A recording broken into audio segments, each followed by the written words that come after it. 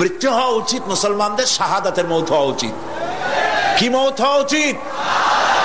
আল্লাহকে আজকে প্রাণ খুলে বলি, আল্লাহ জীবন তো নিবাই, সুতরাং জীবন যখন নিবা, মৌতটা শাহাদাতের মৌত তুমি আমাদের দান করে দিও। কাপুরুষের মতো মরতে চাই না, শাহাদাতের মৌত চাই। সুবহানাল্লাহ বলেন, আমিন বলেন। মুমিন ব্যক্তি তার বড় ফায়দা, সে সাহসী হয়। সুবহানাল্লাহ বলেন। দেখেন বুখারী শরীফের হাদিস,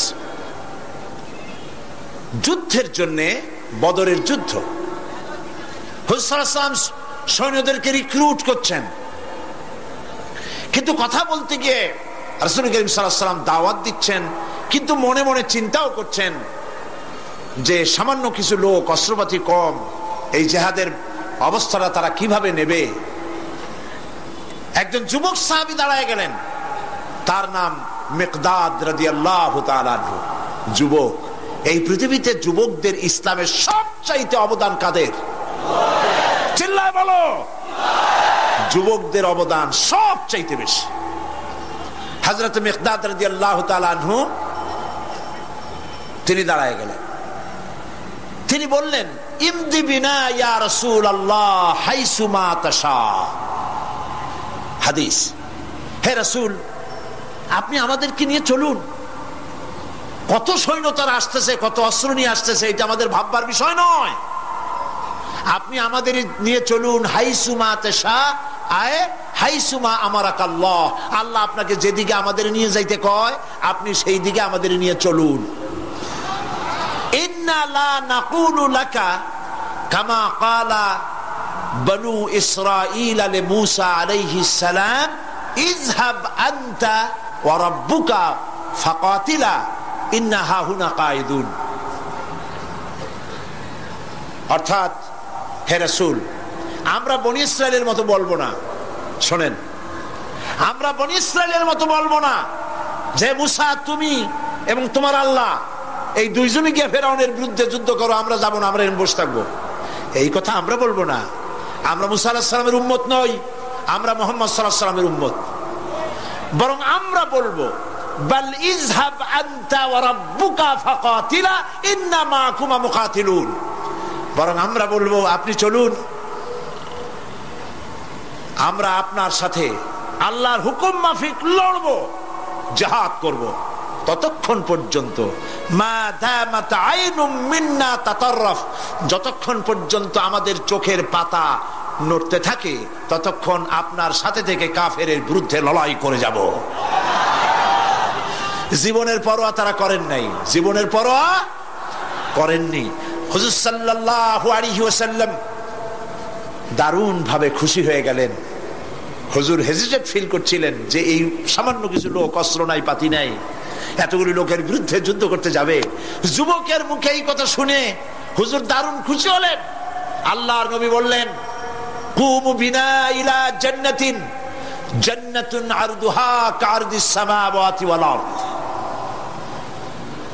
ও সাহাবীরা, তোমাদের মনোভাব যখন এই, তোমাদের মানসিকতা যখন এই, চলো আমার সাথে বেহেশতের দিকে, সেই জান্নাতের দিকে যেই জান্নাত আল্লাহর আকাশ আর জমিনের চাইতে অনেক প্রশস্ত।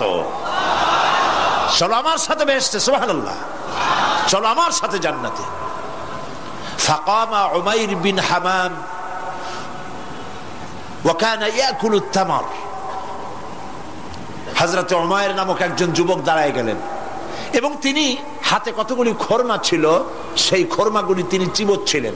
রাসূলুল্লাহর বক্তৃতা শুনতেছিলেন আর খরমা চাবাচ্ছিলেন। খরমা চাবান, বিচিগুলি ফেলে দেন, এভাবে করতেছেন, হাতে কতগুলো খরমা। হযরতে উমাইর বলছেন, ফাকালা বাখ বাখ, অর্থাৎ আয় আযমাহু আয় আহসানাহু। হে রাসূল, আপনি কি সুন্দর কথা বললেন। আপনার সাথে লড়াই করতে যাব কাফেরদের বিরুদ্ধে, সেই লড়াই করলে এমন বেহেশত পাবো যে বেহেশত হবে আকাশ আর জমিনের চাইতেও প্রশস্ত। তাহলে ওয়াল্লাহি হাত্তা আকুলাহুন্না ইন্নাহা লাহায়াতুন তাবিলা। তাহলে আমার হাতে যে খরমাগুলি আছে, এই সমস্ত খরমাগুলি খেতে গেলে কিন্তু অনেক সময় লেগে যাবে। এত সময় বেহেশতে যাওয়ার জন্য আমি তো তর সহ্য করতে পারবো না। ফারামা বিহিন্না, হাতের সব খরমা ফালাই দিলেন। যুদ্ধে ঝাঁপায় পড়লেন। অনেকক্ষণ কাফেরদের বিরুদ্ধে লড়াই করে হযরত ওমায়ের শাহাদাত বরণ করলেন। রাসূলুল্লাহ তার লাশের কাছে গিয়ে আঙ্গুল দিয়ে ইশারা করে বললেন, ইন্নাকা মিন আহলিহা। ওমায়ের, তুমি যেই বেহেশতে যাওয়ার জন্য খোরমাগুলি খাওয়ার সময় পাচ্ছিলে না, তাড়াতাড়ি করে খোরমাগুলি হাত দিয়ে ফেলে দিয়েছিলে, আমি আল্লাহর রাসূল, আমি সাক্ষী দিচ্ছি অবশ্যই আল্লাহর সেই জান্নাত তোমার জন্য অবধারিত। মুমিন ব্যক্তি সে কখনো মৃত্যুর ভয়ে উদ্দেশ্য হাসিল থেকে চুপ করে বসে থাকে না। সে ভয় করে কেবলমাত্র কাকে? সে মৃত্যুর ভয়, মৃত্যু হবেই এবং আমার জন্যে বিশ্বাস রাখতে হবে। আমার জন্যে যদি কোনো বুলেট এর উপরে আমার নাম লেখা থাকে, পৃথিবীর সমস্ত মানুষ আমাকে পাহারা দিয়ে সেই বুলেট থেকে আমাকে রক্ষা করতে পারবে না। আর যদি কোনো বুলেটে আমার নাম লেখা না থাকে, সারা পৃথিবীর সমস্ত মানুষ বৃষ্টির মতো গুলি বর্ষণ করলেও একটি গুলিও আমাকে বিদ্ধ করতে পারবে না। এটার নাম হলো ঈমান। এটার নাম কি? এই ঈমান পেলাম কোথায়? কোথায় পেলাম? কোরআন শরীফে। কোথায় পেয়েছি? আল্লাহ রাব্বুল আলামিন বলেন, ওয়ামা হুম বিদরিনা বিহি মিন আহাদিন ইল্লা বিইজনিল্লাহ।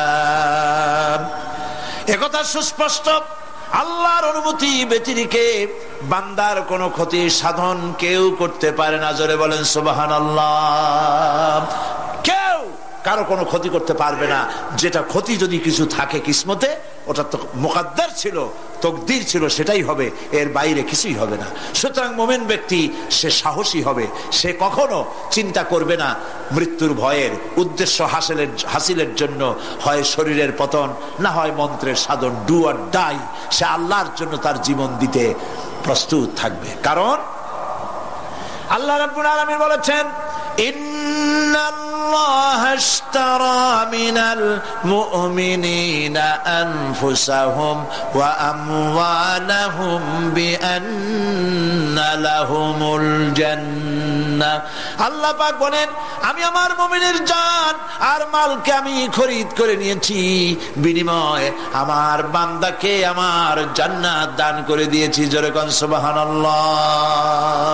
মুমিনের জান আর মালকে নিয়েছেন, বিনিময় কি দিবেন? জান্নাত দান করে দিবেন। এটা হলো মুমিনদের আল্লাহর প্রতি ঈমান আনার জন্য 3 নম্বরের কোয়ালিটি।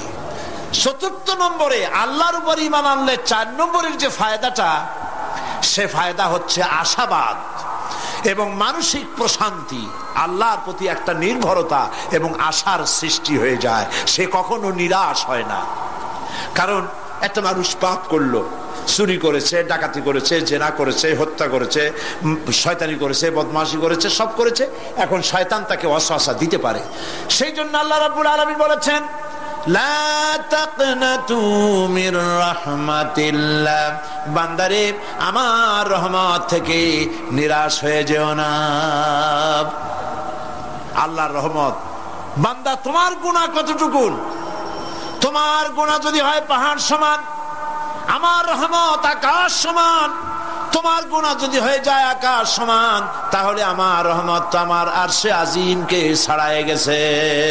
সুবহানাল্লাহ, সুবহানাল্লাহ বলুন। সুতরাং মুমিন বান্দার এই আশা থাকে। গুনাহ মানুষে করেই, গুনাহ করা স্বাভাবিক। আল্লাহ পাক বলেছেন, যে ব্যক্তি গুনাহ করে আর এরপরে আমার কাছে মাফ চায়, আমি তাকে ক্ষমা করে দেই, মাফ করে দিই। সুবহানাল্লাহ। সুতরাং ইমানদার লোকদের আশা হয়, দুরারোগ্য ব্যাধি তাকে ধরেছে, সে হতাশ হবে না। মরে যাওয়ার জন্য প্রতীক্ষায় সে সময় গুনবে না, বরং তার মনের মধ্যে আশার সঞ্চার হবে, আমার রোগ আল্লাহ ভালো করে দিতে পারেন। পারেন না? আমাদের জাতির পিতা কি নাম কি? হযরত ইব্রাহিম আলাইহিস সালাম। কোরআন শরীফের ভিতরে তার কথা আল্লাহ পাক কোট করে দিয়েছেন। আমাদের জাতির পিতা হযরত ইব্রাহিম আলাইহিস সালাম বলেছেন, ওয়াল্লাযী খালাকানি ফাহুয়া ইয়াহদিন, আল্লাহ তিনি আমাকে সৃষ্টি করেছেন, তিনি আমাকে রাস্তা দেখান। ওয়াল্লাযী হুয়া ইউতঈমুনি ওয়া ইয়াসকিন, আর আমি যখন ক্ষুধার্ত হই তিনি আমাকে খাওয়ান, যখন তৃষ্ণার্ত হই তিনি আমাকে পান করান। ওয়া ইযা মারিদতু ফাহুয়া ইয়াশফিন, আর যখন আমি অসুস্থ হই, রোগাক্রান্ত হই, আল্লাহ রাব্বুল আলামিন তখন আমাকে রোগ মুক্ত করে দেন। সুবহানাল্লাহ। আমার অসুখ হলে কে রোগ মুক্ত করেন? সুতরাং দীর্ঘস্থায়ী কোন রোগ হয়েছে, মোমেন হতাশ হবে না, মোমেন হতাশ হবে না। হতাশ হয় কেবলমাত্র কাফের। হতাশ হয় কে? মোমেন কখনো হতাশ হয় না।